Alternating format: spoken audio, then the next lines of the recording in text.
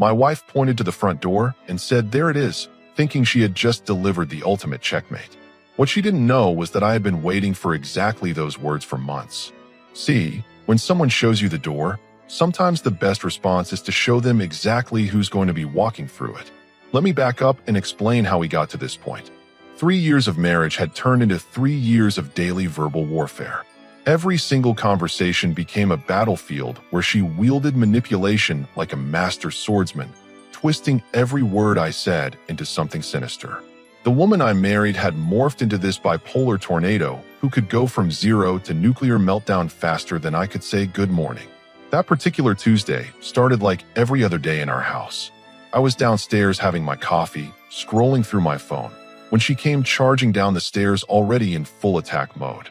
No good morning. No acknowledgement that I existed as a human being. Just pure, unfiltered hostility from the moment her feet hit the kitchen floor. "You left dishes in the sink again," she snapped, slamming cabinet doors for dramatic effect. Here's the thing though, I had washed every dish the night before. The only thing in that sink was the coffee mug I was currently drinking from. "That's just my coffee mug," I said calmly, not even looking up from my phone. "Don't give me that attitude," she fired back, already escalating. "You think you can just make messes and I'll clean up after you like some kind of maid?" This was her specialty. Take a non-issue, blow it completely out of proportion, then make me the villain in her twisted narrative. I had learned to recognize the pattern, but what I hadn't learned yet was how to stop playing along. "I'm not giving you attitude. I'm drinking coffee from a mug that I'll wash when I'm done drinking coffee." But logic had no place in her world. She was already pacing around the kitchen like a caged animal, building up steam for what I knew would be another hour-long screaming session where somehow everything wrong with her life would become my fault. You know what? I'm tired of this. I'm tired of living with someone who doesn't respect me, doesn't appreciate what I do around here. Her voice was getting higher, more shrill. "Maybe we should just end this whole thing if you're not satisfied." And there it was. The threat she always pulled out when she wanted to watch me scramble, apologize, and beg her to reconsider. The ultimatum designed to make me fold like a cheap suit and promise to be better, do better, try harder. But something was different this time. Maybe it was the fact that she had used this same script so many times that I could recite it from memory.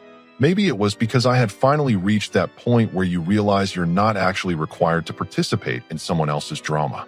She marched over to the front door, threw it open, and pointed outside with all the theatrical flair of a Broadway performer. "There it is. If you're so unhappy, there's the door." I looked at her standing there, arm extended, face flushed red with manufactured rage, waiting for me to either apologize or storm out in defeat. Instead, I did something that caught both of us completely off guard. I laughed. Not a bitter laugh, not a sarcastic chuckle. A genuine, from-the-belly laugh that seemed to confuse her more than if I had started speaking in ancient Greek.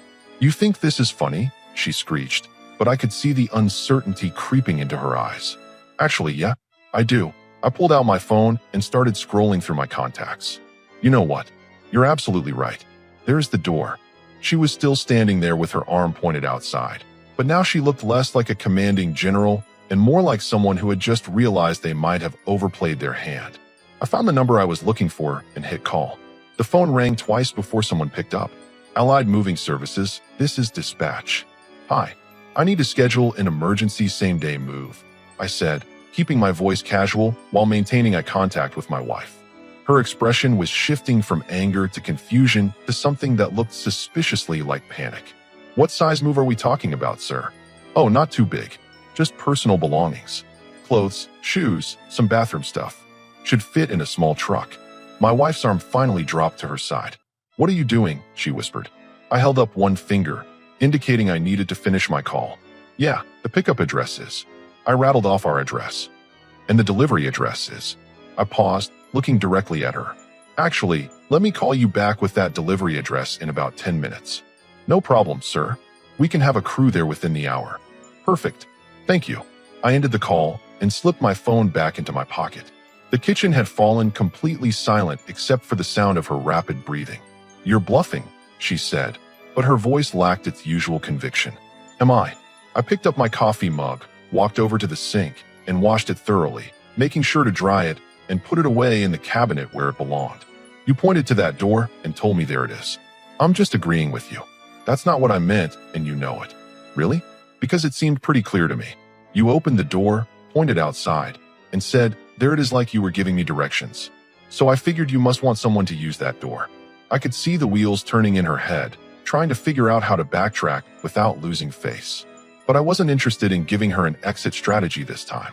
I think I'll go upstairs and get ready, I said, heading toward the staircase. The moving truck should be here soon. As I walked up the stairs, I could hear her behind me, finally finding her voice again. You can't be serious. You're going to throw away 3 years of marriage over some stupid argument. I stopped at the top of the stairs and looked down at her. I'm not throwing anything away. You showed me the door, remember? I'm just finally smart enough to take the hint. I walked into our bedroom and could hear her downstairs, pacing around the kitchen, muttering to herself. She was probably trying to figure out if I was actually serious or just calling her bluff. The beauty of it was, even I wasn't entirely sure which one it was until that moment when I pulled out my phone. But now that I had made the call, something clicked into place. This house, this sanctuary that had become a war zone, was mine. I had bought it 2 years before we even met. Every mortgage payment, every repair, every improvement had come out of my pocket. Yet somehow, over the years, she had started acting like she owned the place. I pulled out a large suitcase from the closet and set it on the bed. Then I opened her dresser drawers and started methodically folding her clothes. T-shirts, jeans, those expensive workout clothes she bought but never used. Each item went neatly into the suitcase like I was packing for a vacation she didn't know she was taking. What are you doing up there? She called from downstairs. Packing, I called back. Finally coming to your senses? I had to bite back a laugh. She still thought this was all about me leaving. The woman who had just spent 20 minutes screaming about how miserable I made her, who had literally pointed me toward the exit, somehow believed she was the one staying put. I moved to her side of the bathroom and started collecting her toiletries. Expensive face creams that promised to reverse aging, about 15 different bottles of shampoo and conditioner, makeup that probably cost more than most people spend on groceries in a month. All of it went into a separate bag. The irony wasn't lost on me that I was being more careful with her stuff than she had ever been with mine. I found shirts of mine in her dirty laundry pile, jewelry of mine mixed in with hers, books of mine that she had borrowed and never returned. 3 years of gradually claiming territory in a house that was never hers to claim. I could hear her getting more agitated downstairs. Cabinet doors were slamming again, and she was talking to herself louder now, working herself up into another frenzy. This was her pattern. When manipulation didn't work, she escalated to chaos, hoping the sheer volume of her emotions would overwhelm my logic. My phone buzzed. Allied Moving Services. Hi, this is Dispatch calling back. Do you have that delivery address for us now? I had been thinking about this. I knew her mother's address by heart after 3 years of obligatory holiday visits. Yes, it's... I rattled off the address. Perfect. Our crew is about 15 minutes out.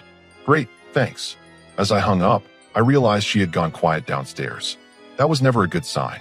Silence meant she was plotting her next move, figuring out how to regain control of the situation. I grabbed another suitcase and continued packing. Her winter coats from the hall closet, the collection of purses that lived in our bedroom, the stack of romance novels she kept on her nightstand.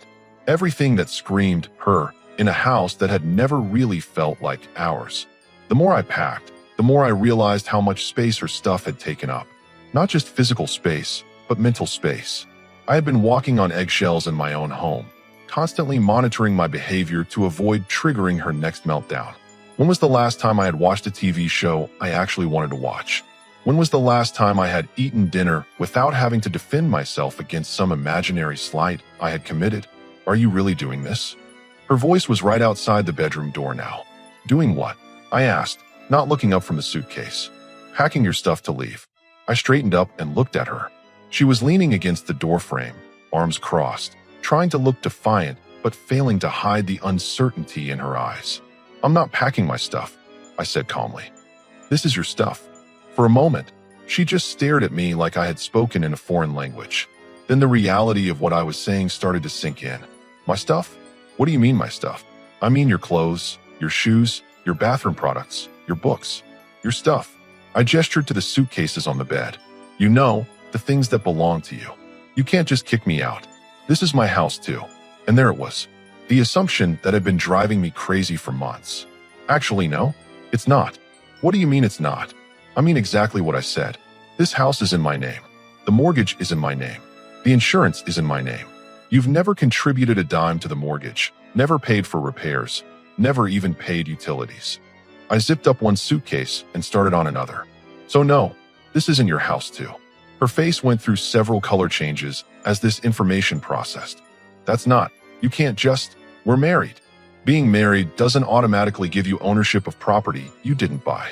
I was staying calm, factual, which seemed to be infuriating her more than if I had started yelling back.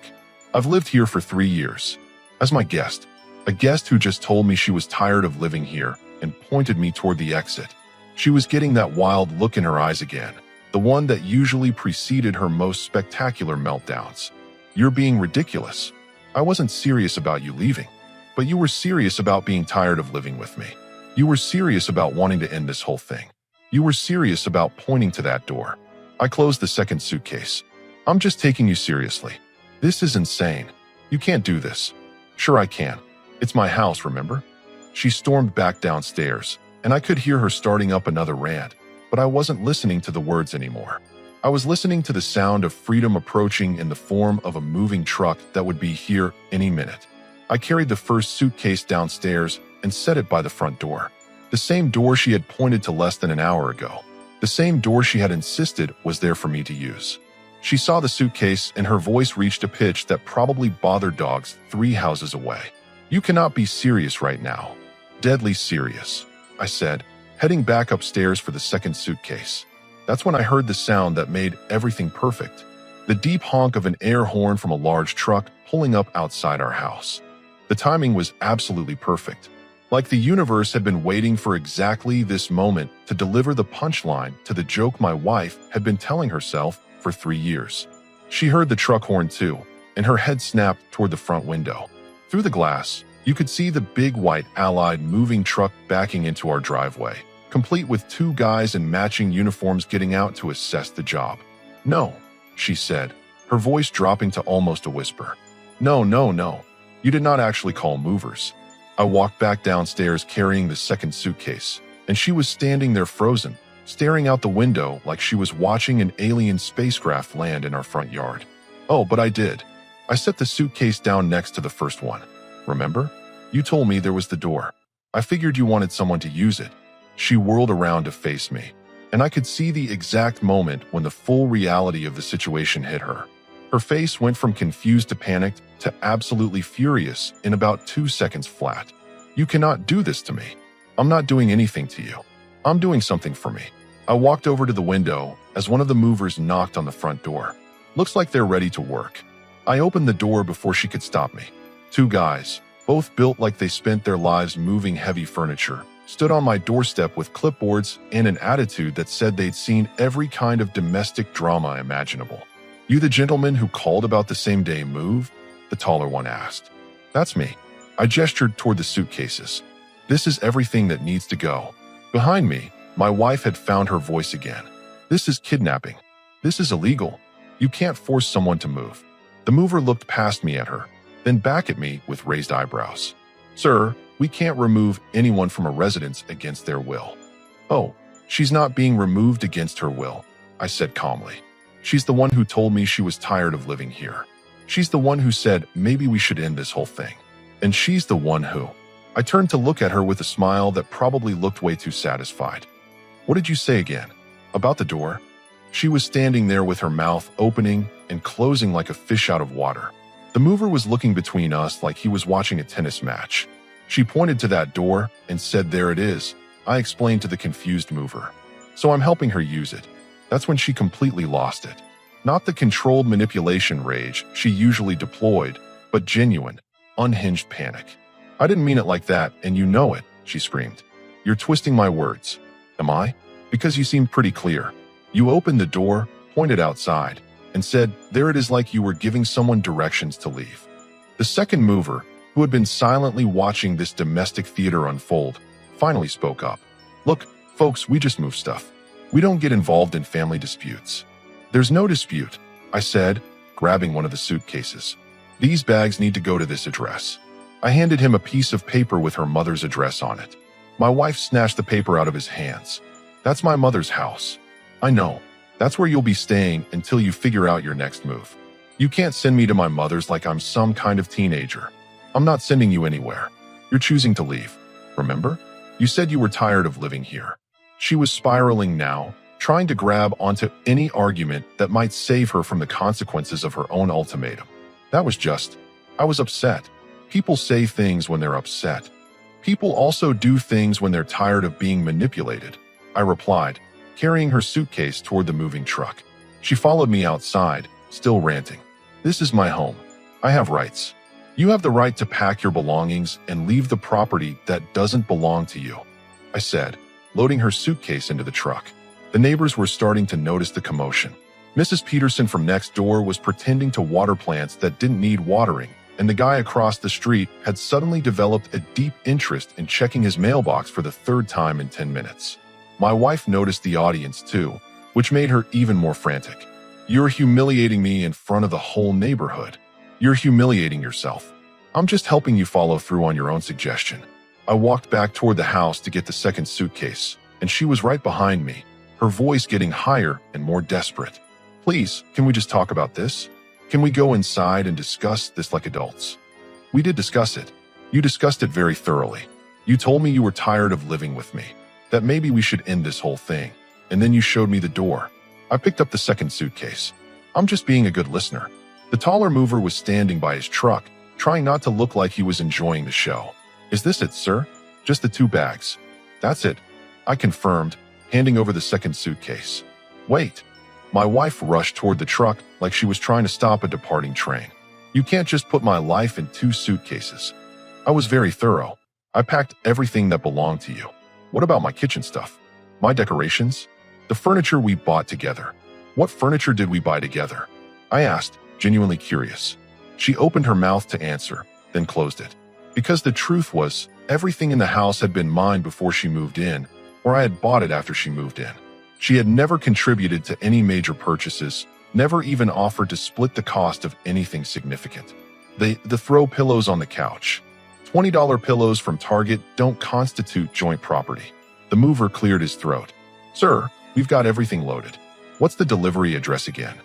I repeated her mother's address, and he wrote it down on his clipboard. No, she shouted, making one last desperate grab for control. I'm not going to my mother's house. I'm staying right here. That's when I played my final card. I reached into my pocket and pulled out her spare key to the house. The key I had given her 3 years ago when she moved in. The key she had probably forgotten was technically mine to give and take back. With what key? I asked, holding it up. Her eyes locked onto that key like it was a lifeline on a sinking ship. You can't take my key. It's not your key. It's my key that I let you use. She lunged for it, but I was ready. I stepped back and tossed the key to the taller mover. Would you mind holding on to this for a second? He caught it with a grin. No problem, boss. The word divorce stopped her cold. I watched her face go completely white as the reality of the situation finally penetrated that thick skull of hers. We can see you this afternoon at 2 o'clock, the receptionist said through my phone speaker. Perfect. I'll be there. I ended the call and slipped the phone back into my pocket. My wife was staring at me like I had just sprouted a second head. You're filing for divorce? Today. Why wait? You said you were tired of this. You said maybe we should end this whole thing. I'm just following your lead. But I didn't mean. I was just upset. And I'm just tired of being married to someone who gets upset every single day and makes it my problem.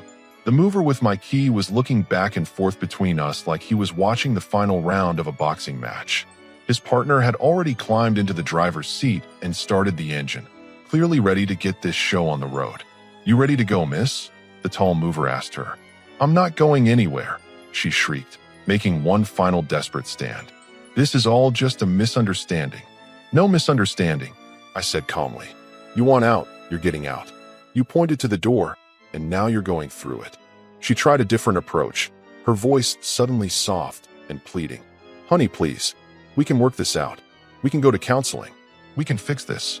There's nothing to fix. You made your position very clear. I was emotional. I didn't mean any of it. You mean it every single day? This is just the first time I decided to take you seriously. The desperation in her eyes was almost pitiful, but I had seen this act too many times before. The moment I showed any weakness, any sign that her manipulation was working, she'd be right back to her old tricks within hours.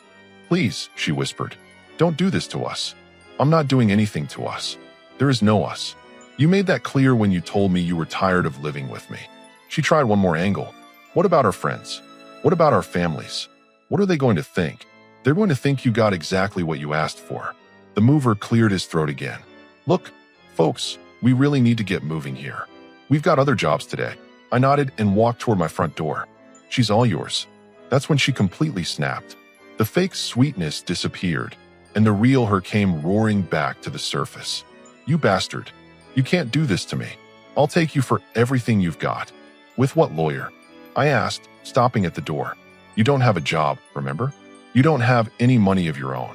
And since this house is mine, and the car you drive is mine, and the credit cards you use are mine, I'm curious how you plan to finance this legal battle you're threatening." Her mouth opened and closed several times as she processed this information. In her rage-fueled fantasy world, she had forgotten that she had made herself completely financially dependent on me. I'll get a job. I'll figure it out." "Good for you. That sounds like a great fresh start." I stepped inside my house, and she tried to follow me, but I blocked the doorway with my body. "Where do you think you're going? This is my house too." "No, it's not. We've been through this." I held out my hand to the mover. "Can I get my key back now?" He tossed it to me with a grin. "All yours, boss." I stepped back inside and started to close the door, but she shoved her foot in the gap. "You cannot lock me out of my own home. It's not your home. It never was your home. It was my home that I let you live in. I have rights. You have the right to remain silent, but apparently you're going to waive that one." I looked down at her foot in my doorway. "Move your foot." "No, move your foot, or I'll move it for you." Something in my voice must have convinced her I wasn't bluffing, because she pulled her foot back. The moment she did, I closed the door firmly and turned the deadbolt. She immediately started pounding on the door. "Open this door. You can't lock me out." I walked to the front window and pulled back the curtain just enough to see her standing on my porch, red-faced and furious, pounding on the door like a crazy person. "Ma'am," I heard the mover say, "your ride is leaving in about 30 seconds whether you're in it or not." She spun around to look at the truck, then back at the door, then at the truck again. I could see her trying to calculate her options and coming up with exactly 0. She pounded on the door one more time. "This isn't over. Do you hear me? This isn't over." "Actually," I called through the door, "it is." I heard her storm down the front steps, muttering curses that would have made a sailor proud. The truck door slammed, and a few seconds later, I heard the engine pull away from my driveway. For the first time in 3 years, my house was completely silent.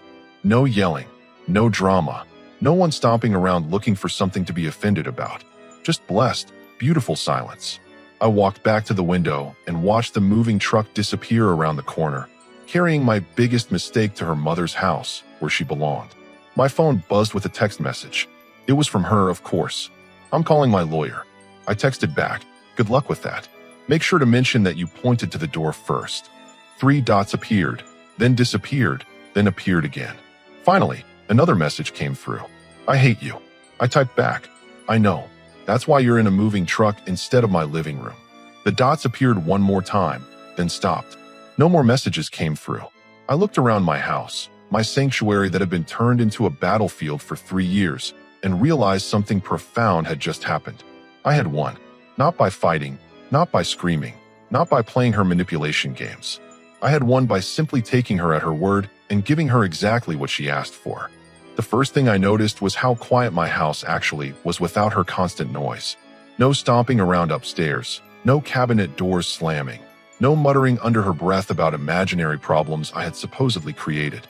Just pure, uninterrupted peace. I walked through each room like I was seeing it for the first time in years. The living room where I could now sit in my own chair without being interrogated about my day. The kitchen where I could make coffee without triggering a 20-minute lecture about dishes. The bedroom where I wouldn't have to sleep next to someone who treated me like an enemy. My phone had been buzzing nonstop for the first hour, but I let it go to voicemail. Text after text from her, each one more desperate than the last. The messages started angry, then turned pleading, then cycled back to threats, then back to begging. Classic manipulation playbook, and I had seen every page of it before. Finally, I decided to read through the collection of messages she had sent. You can't be serious about this. Please call me back, we need to talk. This is insane, you're ruining our marriage over nothing. I'm sorry, okay? I didn't mean what I said. You're being completely unreasonable. My mother is asking questions, what am I supposed to tell her? Answer your phone now. Fine, ignore me, see how that works out for you. I deleted every single message without responding. Then I blocked her number. At exactly 2 o'clock, I walked into Jenkins and Associates wearing my best shirt and carrying a folder of documents I had spent the morning gathering. Marriage certificate, house deed, bank statements, car registration. Everything that proved what belonged to me and what didn't. The lawyer was a sharp-looking woman in her 50s who had probably seen every variety of divorce drama imaginable. She listened while I explained the situation, occasionally nodding or making notes. So let me make sure I understand, she said when I finished. She demanded you leave your own house. You called her bluff? And she's now claiming she didn't mean it? That's the short version, yeah. And the house is solely in your name? Bought it 2 years before we met. She's never made a payment, never contributed to repairs or improvements. Any joint bank accounts? She has a debit card on my account, but her name isn't on anything. Children? No. Any significant assets she brought into the marriage? I thought about that for a minute. A 10-year-old Honda Civic that died 6 months after she moved in. She smiled. This should be fairly straightforward then. In this state, property owned before marriage generally stays with the original owner unless there's evidence of intent to share ownership. Did you ever add her name to the house deed? Never even considered it. Good. Any reason to think she might contest the divorce? She's already threatening to take me for everything I've got, but she doesn't have money for a lawyer. They usually find a way if they're determined enough. But based on what you've told me, she doesn't have much ground to stand on. I left the lawyer's office feeling better than I had in months. Maybe years. The paperwork would be filed within the week, and barring any complications, I could be legally free within 60 days. When I got home, there was a car I didn't recognize sitting in my driveway. My heart sank for a moment, thinking she had somehow managed to get back. But as I got closer, I saw it was her mother behind the wheel. Great. Round 2 was about to begin. I parked on the street and walked toward my front door, ignoring the older woman who was now getting out of her car with a determined look on her face. We need to talk, she called after me. I turned around. No, we really don't. You can't just throw my daughter out on the street like garbage. I didn't throw her out on the street. I had her professionally moved to your house. Big difference. She's devastated. She's been crying for hours. She should have thought about that before she pointed me toward the door. She didn't mean it that way, and you know it. This was getting old fast. Actually, I don't know that. What I know is that she said she was tired of living with me, suggested we end our marriage, and then showed me the exit. I took her at her word. People say things when they're upset, and people do things when they're tired of being treated like garbage in their own home. Her mother crossed her arms, trying to look intimidating. It might have worked if I hadn't just spent 3 years dealing with someone who had learned all her manipulation techniques from this woman. She wants to come home. This isn't her home. It never was. You're married. That makes it her home too. Being married to someone doesn't give you ownership of property you didn't pay for. That's not how marriage works. Apparently, it's not how this marriage worked either, since we're getting divorced. That stopped her cold. Divorced? Filed the paperwork this afternoon. You can't be serious. Everyone keeps saying that, but here we are. She stood there for a moment, probably trying to figure out a different angle of attack. What if she promises to change? What if she goes to counseling? What if she doesn't? What if this is just another manipulation to get back in so she can resume making my life miserable? You don't know that would happen. I know it's happened every other time she's apologized for her behavior. Marriage is about forgiveness. Marriage is also supposed to be about respect and partnership and not treating your spouse like an enemy you live with. I could see her getting frustrated that her usual guilt tactics weren't working. Fine, but you can't just keep her stuff hostage. What stuff? I packed everything that belonged to her and had it delivered to your house. What about her furniture? Her dishes? What furniture? What dishes? She moved in with a suitcase and a dying car. Everything in that house was mine before she got there. That's impossible. People accumulate things together. People who contribute to a household accumulate things together. People who just consume what someone else provides don't get to claim ownership. I could see her cycling through the same stages her daughter had gone through. Disbelief, anger, bargaining, more anger. This is cold, she finally said. This is heartless. You know what's cold? Living with someone who treats every day like a battle. You know what's heartless? Pointing to the door and telling someone to leave their own house. I walked toward my front door, done with this conversation. She loves you. Her mother called after me. I stopped and turned around. No, she doesn't. She loves what I provide. She loves having someone to blame for everything wrong in her life. She loves having a target for her daily rage. But love, real love, people who love you don't try to kick you out of your own house. Everyone makes mistakes. Everyone also faces consequences for their mistakes. Today she learned that some words can't be taken back. I unlocked my front door and stepped inside, leaving her standing in my driveway. Through the window, I watched her sit in her car for about 10 more minutes, probably calling her daughter to report that the guilt trip had failed. Eventually, she drove away, and I was alone again in my peaceful house. That night, I ordered pizza from my favorite place. The one she had always complained was too greasy. I watched an action movie she would have criticized as mindless. I went to bed at a reasonable hour without anyone starting a fight about something I had supposedly done wrong. For the first time in 3 years, I slept through the entire night without being woken up by drama, accusations, or manufactured emergencies. It was the best sleep I'd had since the day I said I do. 62 days. That's how long it took to officially end what should have never begun in the first place. The divorce papers arrived on a Tuesday morning, stamped and official. 3 years of marriage dissolved with the stroke of a judge's pen, and somehow the sun still came up the next day. She had tried to contest it, of course. Found some bottom-feeder lawyer willing to work on contingency, probably thinking he could squeeze some money out of me. But when faced with the reality that everything significant was in my name, purchased before or during the marriage with my money, even he advised her to sign the papers. The house remained mine. The car remained mine. The bank accounts remained mine. She walked away with exactly what she had brought into the marriage. Nothing but her clothes and her attitude. Her final attempt at manipulation came through her mother, naturally. A tearful phone call about how sorry she was, how she had learned her lesson, how she would do anything to make it work.